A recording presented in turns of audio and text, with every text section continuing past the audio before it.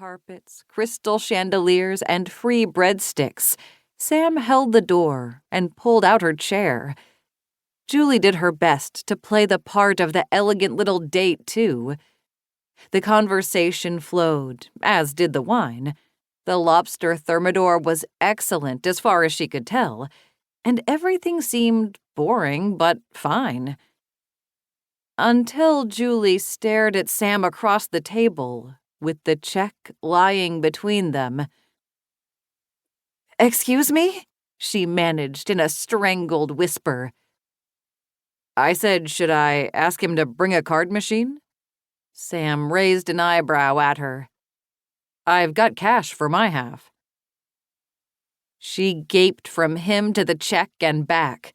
Then the total at the bottom, a sum so large the lobster thermidor in her stomach threatened to reappear. "You don't mind splitting the check, do you?" Sam prompted. "I guess I don't.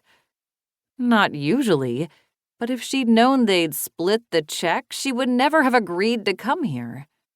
"Great." Sam grinned. "I'm all for people paying their way. So, cash or card?" "Card," Julie croaked. She hadn't carried that much cash since she'd left home. Ugh. Home. Her mom was going to have a field day when she learned about this. Dry-mouthed, she unlocked her phone under the table and checked if she had enough money in her account to cover half of the bill. The digits glowing cheerfully on the screen would be just enough. The waiter accepted their payments, and Sam offered her his arm to lead her from the warm restaurant with a now queasy bellyful of lobster. "So," he began as they stepped outside, "would you, like to head to my place?" Julie stared up at him. Was he being a jerk by making me think he'd pick up the bill, or was that just me failing to understand people as usual? She couldn't decide. Not tonight." "Okay." Sam shoved his hands into the pockets of his nice suit and shifted his weight. "Well, are you free on Friday?" "Actually," Julie sighed, "I had fun and everything, but I don't think there will be a second date." He flinched, then shrugged. "Okay.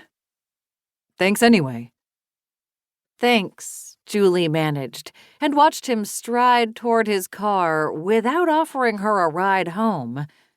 Another tick in the jerk column, I guess. She pulled out her phone and opened her navigation app.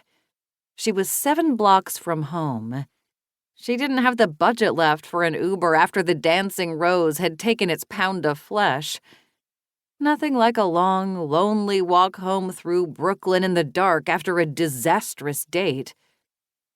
Stuffing her hands into her coat pockets against the early spring chill, Julie hunched her shoulders and headed downtown, the heels of her boots ringing on the pavement.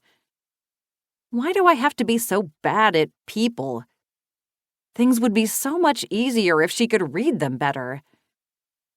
The knots in Julie's shoulders unraveled a little as she traipsed past the restaurants, car showrooms, and upmarket malls that gave way to seedy tenement buildings and smoky little bodegas.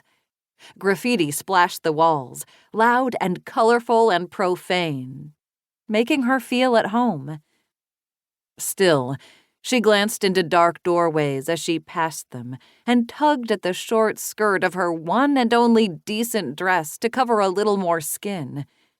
That didn't stop a scruffy figure leaning against the wall outside a gas station from wolf whistling as she passed.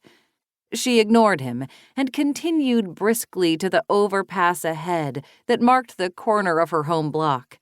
But she slipped one hand into the inside pocket of her coat and closed it over the little bottle she'd hidden there. "Hey, sexy," the man called again from behind her. "Where are you going in such a hurry?" Julie forced herself not to quicken her step, but she